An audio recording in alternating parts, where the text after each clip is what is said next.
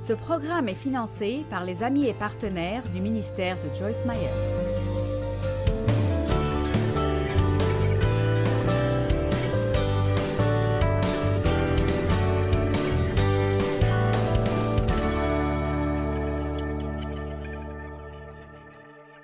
Le point suivant dont je veux discuter est ne laissez pas d'autres personnes mener votre vie si vous voulez être heureux. Je savais que j'allais recevoir des réactions sur ce point. Jusqu'à ce que nous apprenions à réussir à être nous-mêmes, ce qui signifie suivre votre cœur, pas votre chair, votre cœur, ce qui signifie de suivre le leadership de l'Esprit Saint. Allez, le leadership de l'Esprit Saint, nous n'allons jamais être vraiment heureux. Galates chapitre 1, verset 10, Paul a dit « Et maintenant, est-ce la faveur des hommes que je désire ou celle de Dieu? Est-ce que je cherche à plaire aux hommes?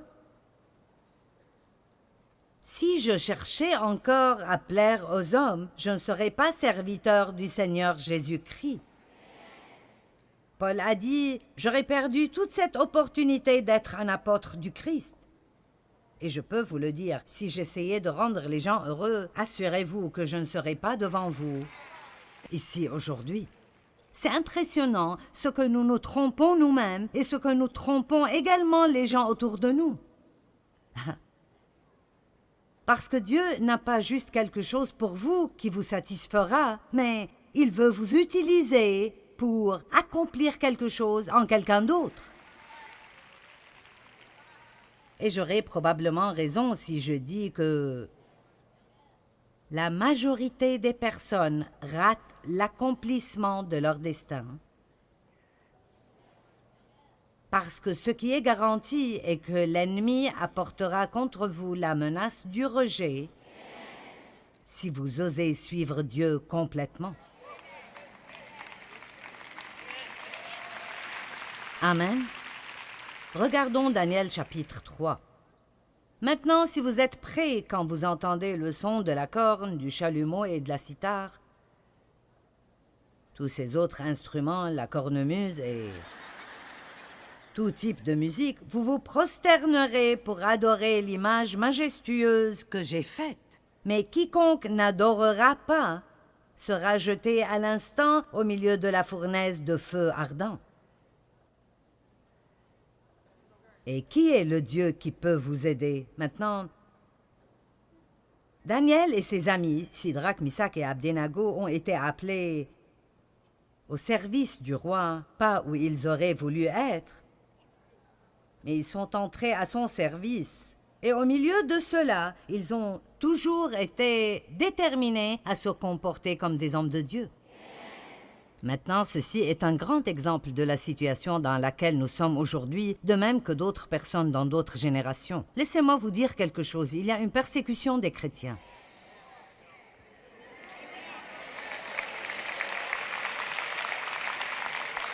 Maintenant, si vous êtes un chrétien sournois, un chrétien secret du dimanche matin, alors vous pourriez éviter la persécution. Mais si vous êtes un chrétien à plein, si vous vivez pour Dieu en tant que croyant, alors vous allez assurément avoir une sorte de persécution dans le monde. Alors Sidrac, Misach et Abdenago ont été donnés ce message. Maintenant, voici une image du roi et tout le monde se prosternera à cette image. Ils ne pouvaient pas faire cela parce qu'ils ne se prosternent que pour Dieu. Alors voici la menace. Nous avons toujours des menaces. Si vous ne vous prosternez pas, vous allez souffrir pour sûr. Pour eux, ils allaient être mis dans la fournaise de feu. Pour nous, parfois, cela veut dire sortir du groupe. Nous n'allons plus t'aimer. Nous allons parler à propos de toi, vous savez. Bla bla, bla bla bla. Vous savez, bla bla bla. Combien d'entre vous savent de quoi je parle? D'accord. Verset 16, Sidrac, Misach et Abdenago répondirent au roi. « Ô Nabuchodonosor, nous n'avons pas besoin de te donner une réponse sur ce point. C'est tellement stupide, je ne vais même pas te répondre. Si vraiment notre Dieu que nous servons peut nous délivrer de la fournaise de feu ardent, il nous délivrera de ta main, ô roi.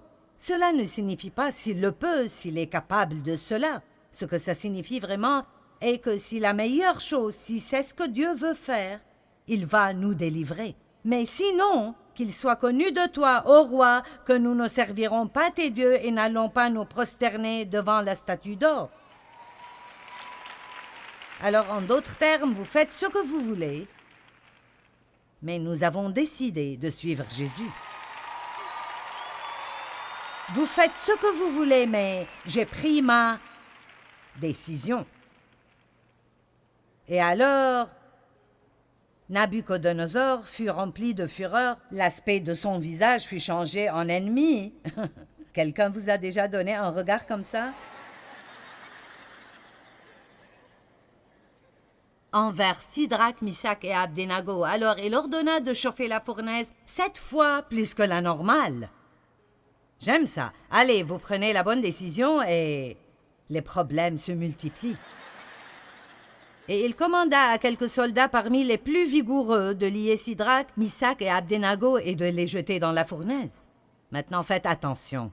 Alors ces 3 hommes furent liés avec leurs habits, leurs tuniques, leurs robes, leurs manteaux et leurs autres vêtements, et jetés dans la fournaise de feu ardent. Comme l'ordre du roi était pressant et la fournaise excessivement chauffée, la flamme de feu tua ces soldats du roi qui y avaient jeté Sidrac, Misac et Abdenago.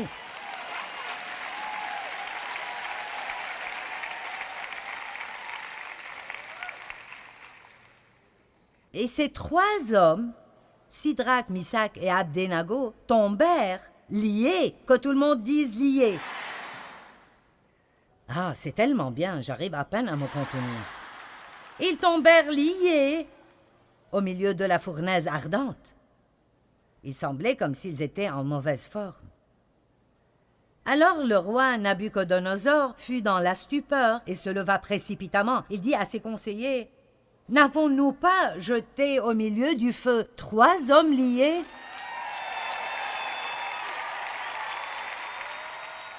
Ouh! Ils répondirent « Certainement, ô roi !» Verset 25, il reprit et dit « Eh bien, moi, je vois 4 hommes. Maintenant, écoutez. Attendez, vous êtes très tôt. Je vois 4 hommes sans lien. »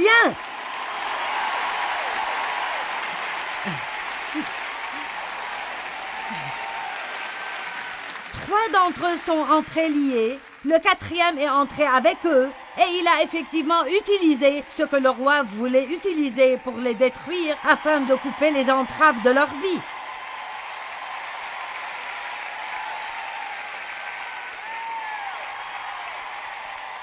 Oh mon Dieu!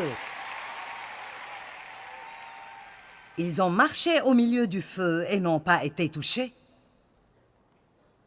Verset 26, puis Nabuchodonosor s'approcha de la porte de la fournaise. De feu, il dit: Sidrac, Misac et Abdenago, serviteurs du Dieu très haut, sortez et venez.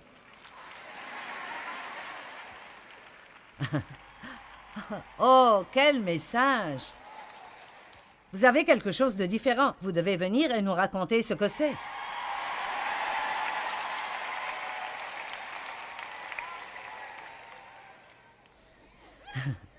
Alors Sidrac, Misac et Abdenago sortirent du milieu du feu. Les satrapes, les intendants, les gouverneurs et les conseillers du roi s'étant rassemblés regardèrent ces hommes et virent que le feu n'avait aucun pouvoir sur eux, que leurs cheveux n'avaient pas été brûlés, que leurs habits n'étaient pas endommagés et que ces hommes ne sentaient même pas le brûler.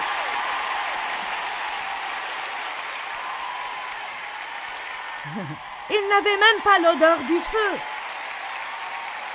Amen! Alléluia!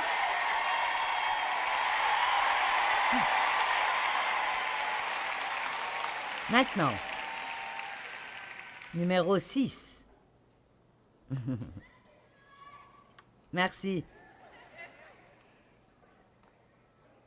Si nous voulons être heureux, nous devrons vraiment comprendre la grâce de Dieu. Et juste pour la rendre aussi simple que possible, vu le temps que j'ai, la grâce n'est non seulement la faveur imméritée, cela signifie qu'au lieu de passer ma vie à essayer d'enfoncer des portes que je veux traverser, je peux avoir confiance en la faveur de Dieu de m'ouvrir les bonnes portes au bon moment. La grâce est ce qui nous change.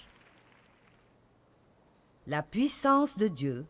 La grâce n'est non seulement la faveur imméritée, c'est la puissance de Dieu qui nous est donnée gratuitement pour que nous puissions faire facilement ce que nous ne pensions jamais pouvoir faire sans lutte et effort. C'est ma définition personnelle. Je répète, la grâce est la puissance de Dieu qui nous est donnée gratuitement. Ce que nous devons faire, c'est la recevoir. Elle nous met à même.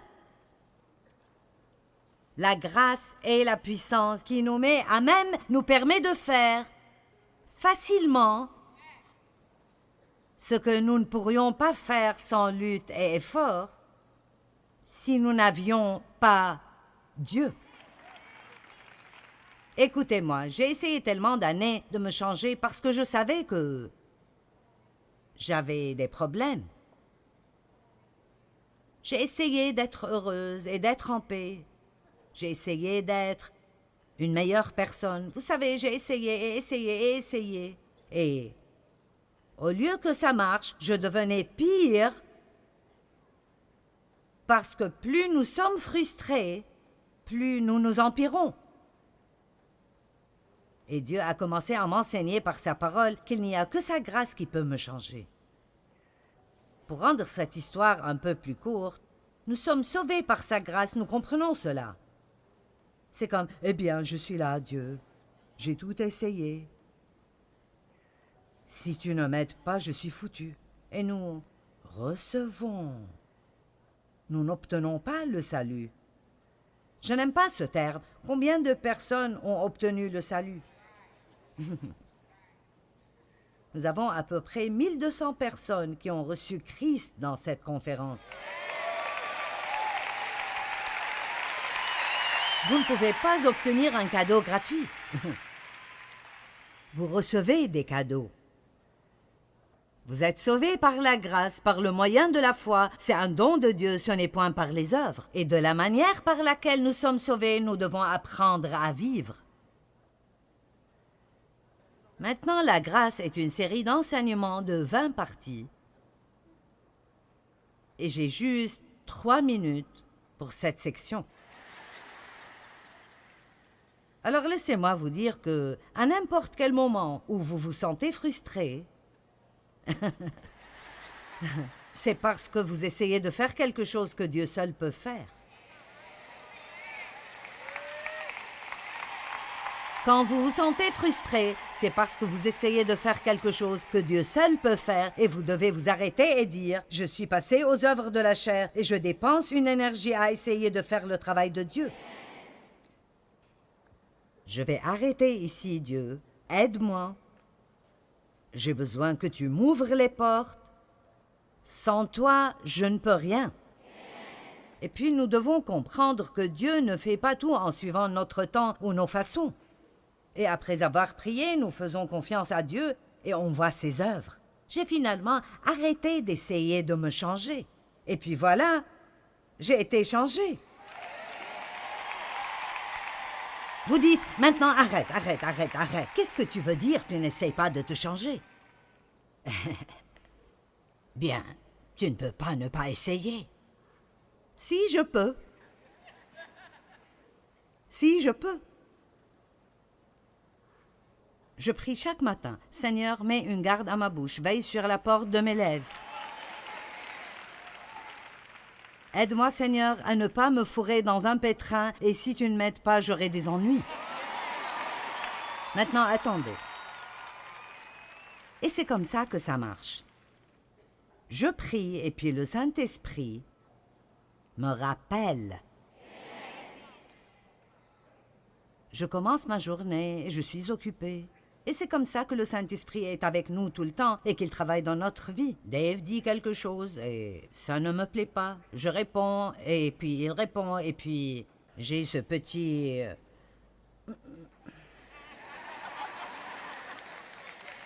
Bon, vous voyez, vous avez compris. Maintenant, vous savez, peut-être que vous n'êtes pas comme nous et vous dites de quoi est-ce qu'elle parle. Eh bien, le Saint-Esprit vit en nous et la Bible dit dans Romains 7,6 que nous sommes délivrés de la loi. Nous ne vivons plus par toutes ces règles et régulations sur la manière dont nous devons vivre pour que Dieu nous aime, mais nous vivons maintenant par les impulsions du Saint-Esprit. La vérité est que si je fais 100 erreurs avec ma bouche aujourd'hui, Dieu va toujours m'aimer, je vais toujours aller au ciel, mais je veux faire ce qui est bon parce que je l'aime. Alors au lieu de dire « Bon, je ne vais juste rien dire aujourd'hui pour ne pas avoir des problèmes. » Parce que tout ce que nous savons faire est d'être extrémistes. Je ne vais rien dire du tout pour ne pas avoir des ennuis. Et cela ne marche pas. On le sait tous. On peut se taire pour une petite période, mais quand nous ouvrons notre bouche... Ouh! Mais c'est ce que vous faites, au lieu de dire « Oh, je ne peux pas faire cela aujourd'hui, et je ne peux pas faire cela, et je ne peux pas faire cela. » Vous dites « Dieu, je veux être la personne que tu veux que je sois. Saint-Esprit, je te demande de me rappeler si je vais avoir des ennuis. » Puis ma part est, et nous avons une part, vous avez une part. Mais ce n'est pas un effort charnel, c'est un effort spirituel. Mais c'est juste de dire que je veux coopérer avec Dieu. Bon Seigneur, tu me dis de fermer ma bouche, et si je ne le fais pas, je vais commencer une dispute, alors je peux juste me taire. Vous n'avez pas compris cela, est-ce que c'est difficile?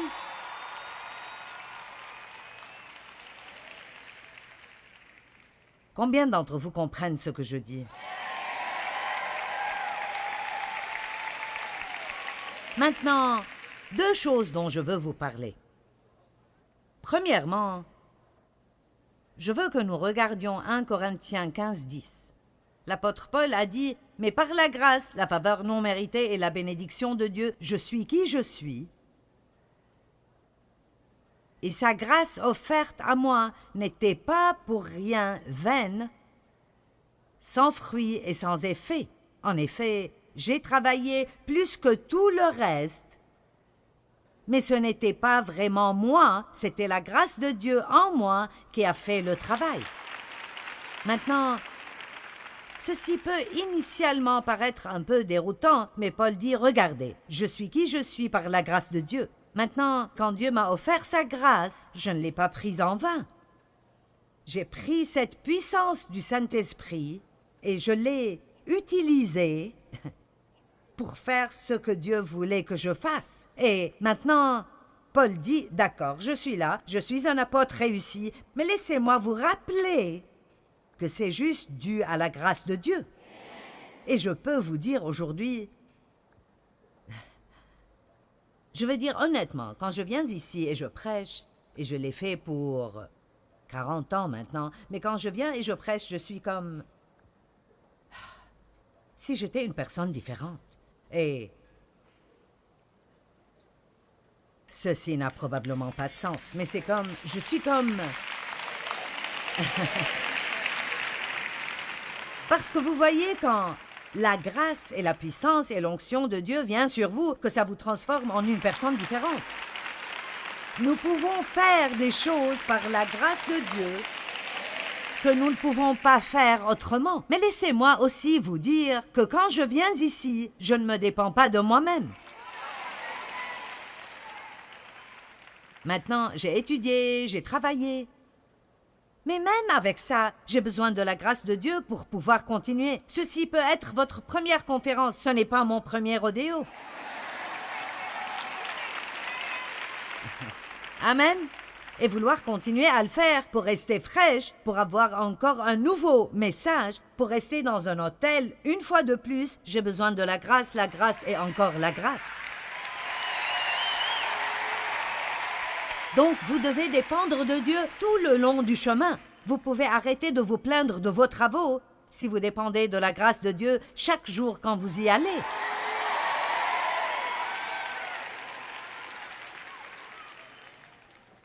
Oh, j'aurais aimé avoir un jour de plus.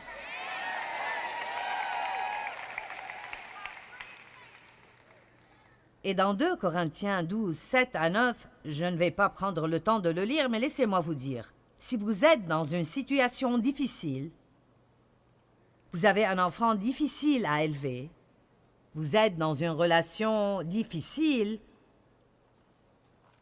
vous êtes dans une relation avec une personne qui est vraiment difficile à supporter. Y a-t-il quelqu'un? Vous êtes dans une position où vous devez prendre soin de vos parents âgés, et quoi que vous fassiez, ils ne sont pas contents.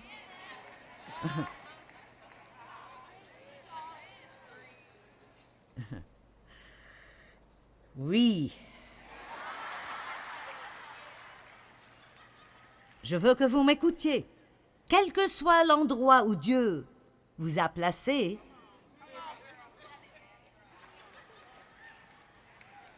il vous donnera la grâce. Attendez, d'être là-bas et d'être heureux alors que vous y êtes.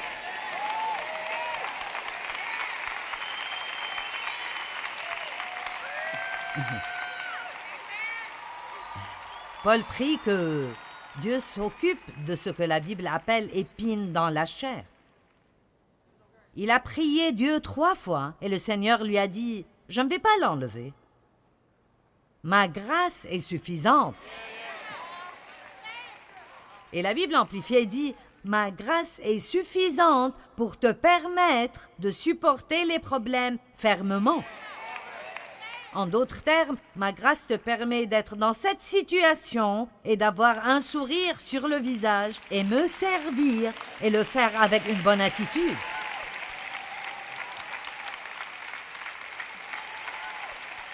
Mais vous n'allez pas avoir la grâce si vous êtes comme « Oh, je dois aller à ce travail stupide et conduire dans cet embouteillage stupide et je ne fais pas assez d'argent et je déteste ce travail et je déteste les gens. » Alors ne vous attendez pas à recevoir la grâce. Mais si vous vous levez et vous dites « Dieu, c'est là où je suis maintenant. Et je veux avoir confiance en toi que quand tu termines avec moi ici, tu vas me mettre ailleurs.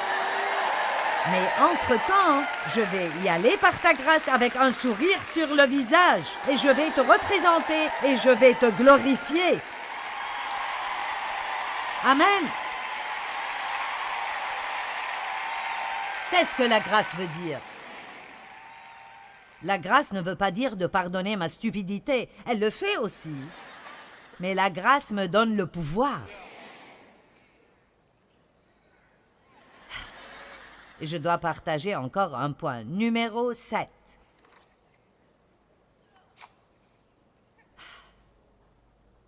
Il y a 4 choses que vous devez comprendre à propos des gens.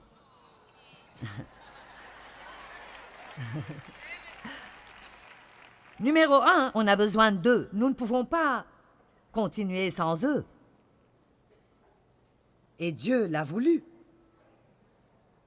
Il nous a formés de façon à ce que personne n'a tout.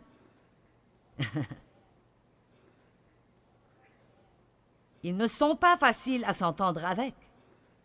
Ceci est la 2e chose. Numéro 3, la plupart des gens avec qui nous devons travailler ne sont pas comme nous. Et on les regarde et on pense, quel est ton problème? Comment tu peux être comme ça? Pourquoi tu as fait cela? Et avec les gens, vous ne devez pas être hypersensible et facilement blessé. Mais nous devons être extrêmement généreux à pardonner. Amen. Je sais maintenant que vous voulez le reste des points, pas vrai? Je vais juste vous les lire rapidement. Apprenez le pouvoir de la prière. Au lieu d'essayer de faire tout vous-même, priez à leur propos. Soyez positifs et remplis d'espoir. Soyez reconnaissants. Soyez obéissants. Et décidez d'être heureux. Amen.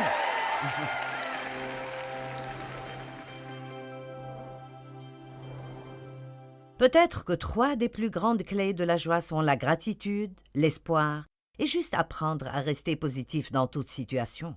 Vous savez, ces choses peuvent faire une grande différence dans la création d'une vie heureuse. Elles étaient une révélation pour moi et elles m'ont vraiment aidé à transformer mon attitude.